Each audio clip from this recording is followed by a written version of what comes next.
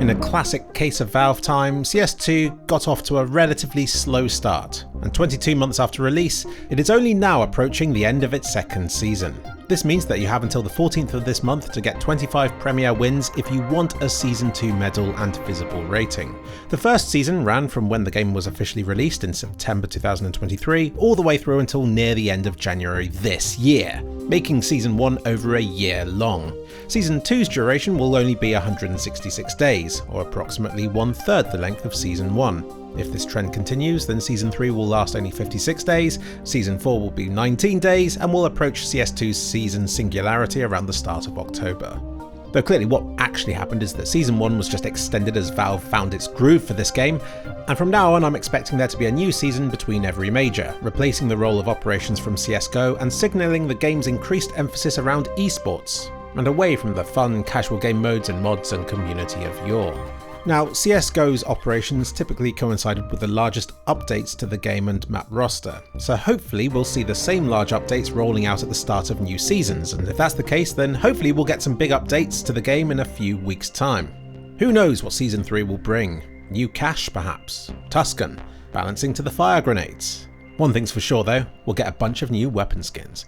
But with the announcement of the end of Season 2 and with it the end of the Austin Major, the game has already received a few small changes. Namely, voice chat is now active during the lobby and the map selection stage of Premiere, which harkens back to the golden days of CSGO, where teams were free to verbally assault each other at crucial moments like at half time. Now it seems like you're going to be restricted to insulting your teammates for now, especially as you're tactically planning which map of Mirage you're going to play. But it's a step in the right direction, and the community are very vocal about wanting a return of the harrowing, dank banter that CSGO's halftime used to be known for. Nice.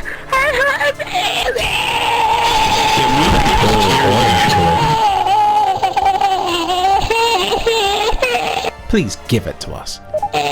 If you unbox containers from the Major, you might get yourself a new feature.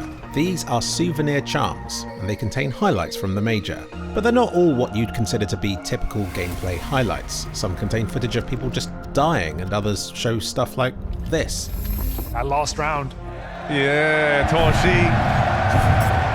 And the meme potential for some others is high already. Anyway, for even more money you can detach these from the weapon skin they're on and put them on whatever you like. There appears to be almost 500 different Souvenir Charms already, and people are beginning to question how they were picked. One Reddit post speculates it was AI selected. Not that it really matters. What's important is that these clips seem to be of variable content and quality, and so some will eventually be worth more than others. But which ones? I wonder if Valve are testing the waters like they did with the early custom skins for weapons, where they featured some being all authentic and serious while others were bright and colourful, because Valve at the time were unsure which ones people would value the most. Likewise, with the souvenir highlights, I can imagine some of the whiffs and silly clips will become more popular than your classic frag highlight sorts of clips. We'll just have to wait and see. So the idea of charms was suggested by Blast staff, but it seems as though the highlight clips were Valve's idea and they worked together with Blast to find format options. So maybe it wasn't AI after all. I recently covered Flom getting banned from the game, and touched upon the mysterious world of VAC. It's intentionally vague to prevent cheaters from circumventing their systems, but with this comes uncertainty and people no longer trust it to keep them safe. But there seems to have been some sort of update to it. The servers in Europe went down last night, and around the same sort of time, people started seeing VAC agents in the spectator view of matches. Now I know what you're thinking, there are only 9 players in this match, so maybe the spectator is the 10th player who has somehow glitched themselves into the spectator view. The Steam account associated with this person is completely mysterious, no information about them. But people are speculating that this could be some kind of new Overwatch feature, either to detect cheaters or to deter them by showing a looming presence as though they're being watched. It's too early to know for sure, but with so little known about CS2's anti-cheat systems, anything we see seems to be a step in the right direction.